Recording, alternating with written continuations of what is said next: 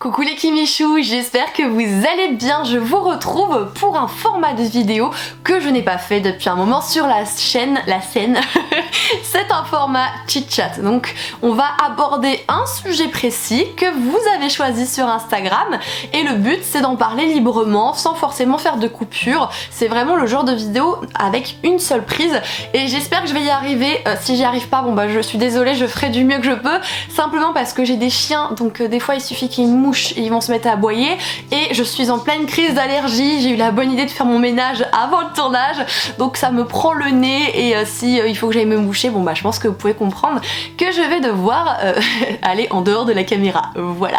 Vous avez donné beaucoup de thèmes sur Instagram, mais l'un des thèmes qui revenait le plus, c'était tout le côté finalement créativité, boutique, etc. Et je me suis dit que peut-être que vous étiez nombreux à vous poser des questions là-dessus, voir un petit peu mon expérience et pourquoi pas vous aider vous quelque part si vous souhaitez vous lancer et que vous vous posez des questions. Je serais ravie de pouvoir le faire. Alors j'ai pas la science infuse, j'ai un recul qui n'est pas forcément énormissime puisque j'ai ouvert ma boutique en octobre 2019. Ouais, on est en 2020, donc octobre. On est en 2020 ou 2021 les gars? Attendez, non, 2021. Ce bug. Donc j'ai ouvert en octobre 2020, donc elle a même pas un an en réalité. Et c'est pour ça que j'ai un recul qui est peut-être moindre par rapport à d'autres personnes. Mais même avec l'expérience que j'ai, je pense pouvoir vous parler de 2-3 petites choses. Donc on va commencer par le commencement, c'est-à-dire pourquoi, comment ça s'est passé, etc. Alors moi j'ai eu des débuts un petit peu catastrophiques en fait, puisque j'ai voulu ouvrir ma boutique sur Etsy et il fallait donner des documents d'identité sur Etsy pour valider et moi il n'y avait pas eu de souci avec mes documents, mais d'un coup d'un seul, le soir de la vente, au moment où j'ouvre la vente en fait, 10 minutes après exactement, et ben il me plante tout, il me dit qu'il y a un problème en fait avec ma pièce d'identité, etc. alors qu'il n'y avait pas du tout de souci. Donc en fait ils m'ont dit non on annule tout, vous remboursez tous vos clients, vous ne pouvez pas traiter de commande et vous réglez ce problème. Sauf que moi je n'avais pas la main dessus en fait, mais pas du tout. C'était très compliqué d'avoir des informations. Dites-vous bien que ça a pris 1 mois et demi pour qu'ils puissent avoir justement cette information qui apparemment ça leur manquait alors que moi j'avais fait le nécessaire.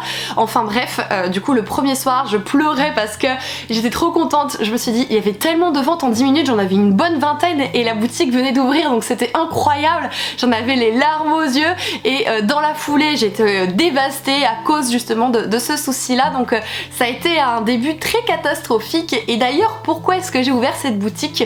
En fait c'était pas prévu, mais vraiment pas. L'été quand il y avait ma petite soeur qui est venue à la maison, et je me suis dit pourquoi pas faire des chouchous, parce que chez nous dans ma famille, ma maman, mes soeurs, etc. enfin je suis la personne qui a les cheveux les plus courts de la famille, voilà, et du coup forcément on a des gros chouchous et ma soeur en voulait et je me suis dit bah écoute si tu veux on va faire un tour en magasin de tissu. Et du coup j'avais pris à l'époque de la gaze de coton, c'est une matière très aérienne et avec des petites pampilles dorées dessus, donc elle adorait. Et je lui ai fait des chouchous et en fait je vous ai montré ça sur Instagram et vous êtes beaucoup à m'avoir dit mais Kimi est-ce que tu vas en vendre, etc. Et là sur le moment je me suis dit mais il ne demande pas ça sérieusement, enfin il y en a partout et puis c'est tellement facile à faire, enfin et en fait si vous étiez sérieux du coup.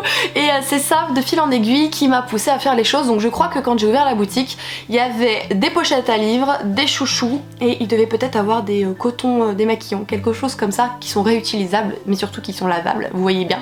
Donc à part tout ce processus-ci, quand c'est arrivé, j'étais désemparée, je voulais que la vente se fasse au plus vite parce que je ne voulais pas perdre l'engouement que vous aviez pour l'ouverture de ma boutique à ce moment-ci. Et du coup j'ai réfléchi et je me suis tournée vers la plateforme Shopify.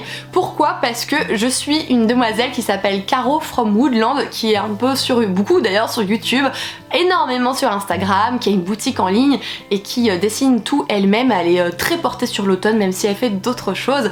Et en fait elle avait eu un crush sur son propre site parce qu'il y avait eu tellement de monde que du coup ça a planté et elle a basculé sur Shopify et ça a été extrêmement bénéfique pour elle et elle se trouvait que la plateforme était vraiment géniale, elle avait fait de grandes éloges dessus. Donc je me suis dit bon bah Kim, vas-y, tu tentes, tu essayes.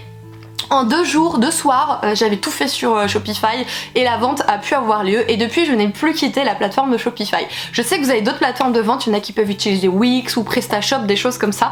Moi tout ce que je peux vous dire concernant Shopify, alors ça a un prix comme n'importe quelle plateforme finalement, peut-être un peu plus coûteux que d'autres, mais à côté de ça, le background, donc la partie où finalement le vendeur a accès, est génial, d'une limpidité extrême, la mise en ligne se fait facilement, enfin j'ai que des choses positives à dire sur Shopify, donc je suis très contente d'avoir pris cette solution. C'est pas forcément une solution que je vais pouvoir conseiller à tout le monde si vous voulez vous lancer, simplement parce que si vous n'avez déjà pas de clientèle de base en fait et que vous ouvrez simplement, moi j'avais la chance d'avoir une communauté et c'est ce qui m'a permis justement d'avoir cette clientèle, et bien finalement je vous conseille quand même Etsy, simplement parce que Etsy, tout le monde connaît, beaucoup de gens connaissent, les personnes qui souhaitent aider des créateurs ou qui veulent des choses faites main savent qu'ils peuvent aller sur Etsy. Et en fait Shopify, on n'a pas Shopify classique, un moteur de recherche avec un mot-clé comme sur Etsy, pas du tout. Shopify est juste une plateforme pour les créateurs qui puissent vendre leurs créations et c'est tout finalement. Donc c'est pour ça que, attention avec Shopify, je ne le conseillerais pas à tout le monde. Ensuite, vous m'avez posé beaucoup de questions concernant la création et surtout le côté comment est-ce que je réfléchis aux choses, comment est-ce que je peux avoir de nouvelles idées, etc. Les idées viennent de tout et de partout. Il faut savoir que c'est pas forcément évident d'innover dans la mesure où j'arrive entre guillemets après la bataille, donc des pochettes à livres il y en a déjà partout, des marque-pages il y en a partout, etc. Donc non, je ne peux pas innover forcément sur ces produits là. Par contre j'essaye de m'ouvrir à d'autres choses, dans le sens où je me suis ouverte par exemple aux bougies parce que c'est quelque chose qui m'intéressait et du coup j'ai voulu le faire. Alors oui, il y a déjà des bougies sur le marché, c'est vrai, mais moi j'ai choisi des contenants qui me sont propres, avec des bouchons en liège que j'aime beaucoup, avec justement de la petite cordon aussi autour de la partie recentrée du récipient, et j'ai réussi en fait, et c'est ça qui est le plus important à faire selon moi, c'est à trouver sa marque, à trouver sa patte et à imprégner ces différentes créations de ça. Sincèrement, les bougies, les pochettes à livres, tout ce que je fais, il n'y a rien de compliqué. Oui, il va falloir peut-être être un petit peu patient parce que c'est un coup de main à prendre, surtout si vous n'avez pas l'habitude de faire de la couture. C'est des choses qui sont normales. Mais au-delà de ça, c'est des choses, je peux le dire comme ça, tout le monde peut le faire. Tout le monde peut le faire et en plus vous avez des tutos de partout. Alors les pochettes à livres, comme vous le savez, il y en a également partout et c'est pour ça que même là-dessus j'arrive à trouver des petites choses un petit peu plus innovatrices, ou en tout cas je m'y retrouve plus. Je proposais notamment des pochettes à livres avec un rebord, vous le savez, et sur le rebord vous aviez du coup une décoration. Là vous ne le savez pas encore, mais dans la box Tea Time c'est une autre forme de pochette à livres que vous n'avez jamais vue sur la boutique, qui fera peut-être son apparition de temps en temps, mais même si on a un catalogue précis et ciblé, je pense qu'il est important de réussir toujours à trouver des petites choses nouvelles. Vous pouvez mettre une fermeture éclair, vous pouvez fermer avec un bouton et puis un petit cordon, pardon. Vous pouvez mettre un bouton pression, enfin il y a beaucoup de choses à faire. Le tissu aussi, forcément le fait de trouver des fournisseurs qui proposent des choses un petit peu plus originales, ça va jouer énormément si on a tous les mêmes motifs, parce que de manière générale les magasins de tissus ils ont beaucoup de grossistes en commun, c'est pas forcément évident et c'est sur internet qu'on peut trouver d'autres grossistes avec d'autres choses. Là par exemple en ce moment je vous prépare sur la boutique une grosse collection de papeterie et compagnie, et en fait papeterie, j'en ai jamais vraiment proposé jusque là. Tout ce que j'ai fait c'est illustrer quelques marque-pages et les imprimer. Là je peux vous le dire, mais là il y a un bloc-notes, il y a un semainier, j'ai imprimé un tote bag, enfin il y a tellement de choses à faire. Je pense qu'il est important de ne pas se cantonner à ce qu'on sait faire pour toujours évoluer, mais il faut pas non plus partir un peu partout. J'ai n'importe quoi, si vous êtes poissonnier et qu'un jour vous mettez à vendre de la viande, on va pas comprendre, voilà. Je pense qu'il faut quand même qu'il y ait une suite logique et il faut aussi se respecter et respecter ce qu'on aime, ça doit vraiment transparaître dedans. Après, est-ce que je peux trouver d'autres idées facilement? Des fois j'en ai. J'ai un carnet qui est assez rempli à vrai dire. Le souci c'est que on peut pas forcément mettre les idées en place tout de suite, soit par manque de moyens, soit par manque de temps, il y a d'autres projets en cours. Et en fait le temps qu'on mette la chose en place, et ben il y en a d'autres qui le sortent. Et ça c'est mon plus gros problème on va dire.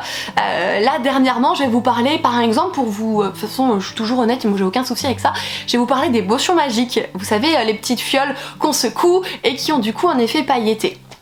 Et bien moi j'ai noté cette idée dans mon carnet depuis début 2021, puisque j'en ai moi-même acheté sur une boutique sur Etsy, et depuis que j'en ai acheté j'ai vu d'autres personnes craquer pour cette boutique. À ce moment là dans la sphère booktube que je suivais, j'avais vu personne en acheter, et après de fil en aiguille, les gens ont connu le shop et en ont acheté. Donc enfin tant mieux pour le shop, c'est vraiment génial pour eux, voilà. Et du coup je me suis dit bon bah Kim, tu vas programmer ça, étant donné que là t'as ça, bon bah tu peux peut-être le faire à l'automne ou à l'hiver 2021. Sauf que depuis, bah il y a des personnes qui l'ont mis sur leur shop. Et je me dis, si je le fais, on va avoir ce côté lynchage, ce côté tu fais la même chose que les autres, t'as pas de personnalité, alors que bah, je me retrouve un peu le bec dans l'eau, vous voyez ce que je veux dire. J'ai eu un autre souci en termes de lynchage, je vous ai dit, hein, je suis transparente donc j'ai pas de souci. Enfin un autre souci ça fait beaucoup redondant, mais en une prise c'est beaucoup moins facile à tourner, il faut le savoir.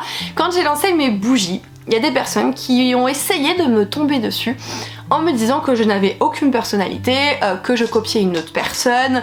On me disait ah bah tiens tu utilises toi aussi de la cire de soja comme Patata. Alors Patata je peux vous dire hein, c'est comme Rêve ta vie en lecteur, Louise qui a sa boutique de bougies également. Et en fait j'ai des personnes qui me sont tombées dessus parce que je faisais moi-même de la bougie. Alors la cire de soja, hein, pour vous dire, c'est la cire classique, la plus utilisée pour les bougies coulées. Ce sont les bougies qu'on propose quand on verse en fait dans un gros récipient, comme moi ce que je fais, comme Louise peut faire. Et en fait, si Louise fait de la cire de soja, elle a raison parce que c'est plus facile à travailler pour une personne. Et si moi j'ai fait de la cire de soja, bah c'est parce que c'était plus facile aussi pour travailler et que je débutais et que j'avais pas forcément envie d'aller faire de la cire d'abeille ou trop de mélanges que je ne connaissais pas encore. On fait les choses petit à petit et il y a eu des personnes qui ont essayé de me blesser avec ce genre de remarques et me dire voilà t'as aucune personnalité qui me hurlait. Sauf que bah il y a des explications. Je vous ai dit la cire de soja c'est le truc le plus facile à utiliser. J'ai eu d'autres reproches. Alors au début ça m'a mis un coup, je vais être franche, hein, ça m'a mis un coup parce que je ne comprends pas la méchanceté gratuite des gens, surtout que ces personnes-là, il y en a une qui me suivait et bizarrement depuis tout ça, elle ne me suit plus. Je ne sais pas ce qui lui a pris, enfin, dans un sens, je le sais, elle a voulu... Enfin, je vais pas rentrer dans les détails ici parce que c'est pas forcément une personne que j'estime énormément, voilà, simplement. Mais oui, il y a des personnes qui vont vous mettre des bâtons dans les roues alors que jusqu'à présent, bah, ils vous répondaient en commentaire avec des tout beaux sourires. Et puis dès qu'il y a un truc, vous en prenez plein la tronche alors que j'avais beaucoup douté. Hein, et j'en ai parlé à tout le monde et toutes les personnes qui j'en ai parlé m'ont dit non mais en fait, arrête toi qui me parles, t'es légitime, arrête de te poser des questions, arrête d'écouter ce que les conneries des gens parce que c'était vraiment pour le coup des conneries. Et c'est ça aussi où je préfère vous dire qu'il faut vous protéger parce que il y aura des gens comme ça. Il y aura des gens qui vont essayer de vous attaquer simplement et qui sont malveillants. Et on ne sait pas pourquoi, et sur le moment on se dit pourquoi est-ce qu'il y a ça qui me tombe dessus, finalement j'ai pas à chercher, je comprends pas, je fais rien de mal, il y a tellement de personnes qui font des bougies, qu'est-ce que ça peut faire? Et il faut réussir à passer outre. Sur le moment ça a été dur et étant donné que je suis très bien entourée, j'ai passé outre, voilà. J'ai même des personnes qui m'envoient des messages a posteriori qui me disent tiens je me souviens Kimi, t'avais eu des soucis quand t'avais lancé tes bougies parce qu'il y en a qui t'ont tombé dessus, elle me dit regarde, il y a d'autres personnes qui en font, là qui viennent d'en faire et pour autant on leur dit rien. Et c'est vrai, il faut savoir que quand on commence, quand on est un petit poisson, c'est plus facile de nous tomber dessus en réalité. Et il faut être prêt à subir ça c'est des choses qui vont arriver et même si on n'embête personne, il faut s'y préparer parce que moralement ça peut être très délicat, je préfère vous le dire. Donc voilà pour ça. Est-ce que vous voulez savoir des petites nouveautés qui pourront arriver? Oui, je peux vous dire que d'ici une semaine, 15 jours, je verrai approximativement, il y a des bougies qui vont arriver, mais c'est des bougies comme je n'ai jamais fait, un autre récipient, une autre forme de mise en avant. Tout est nouveau et je peux vous dire que ce sont des bougies que... je n'ai pas fait seule. Voilà, vous verrez, les personnes concernées seront dévoilées en temps et en heure.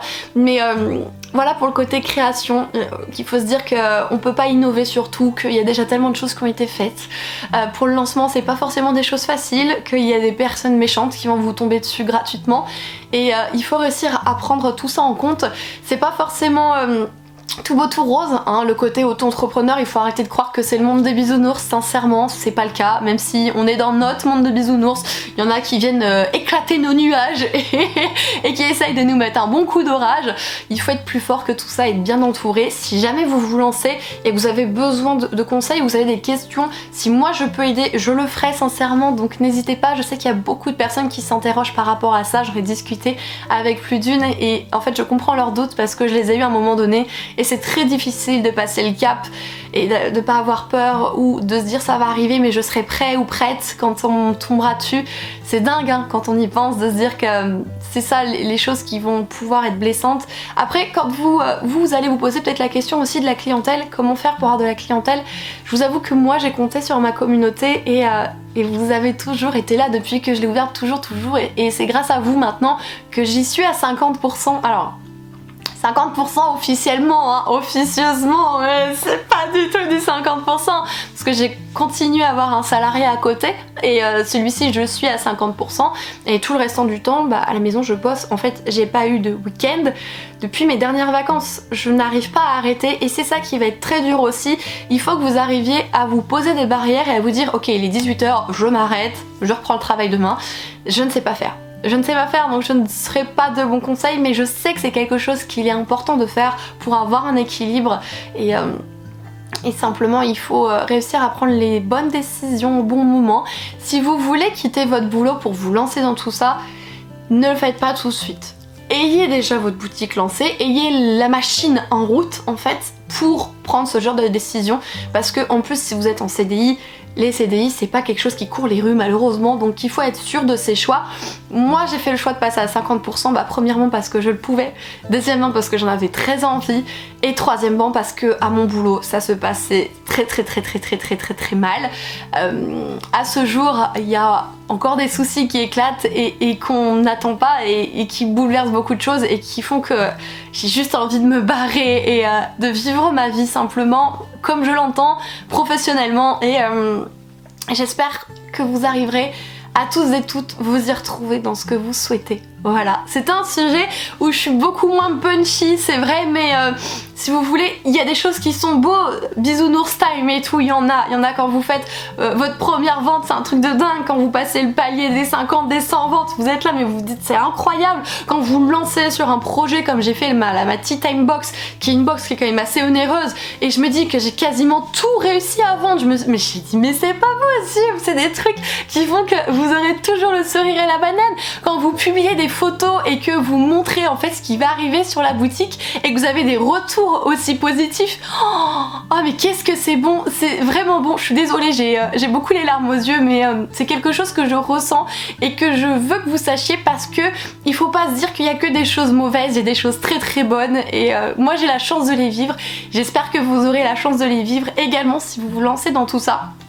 Mais voilà, sortez couverts si vous faites tout ça et je serai là pour vous si besoin et comme toujours. Donc je vous remercie de m'avoir écouté pour cette vidéo qui sera très différente de toutes les autres mais sur laquelle vous m'avez posé beaucoup de questions. Alors je vous ai pas parlé du côté déclaration, du côté statut, si vous avez des questions dites-le moi, c'est des choses qui sont un petit peu plus précises et plus techniques, je sais pas si c'est là-dessus que vous vouliez que j'entre dans cette vidéo mais voilà.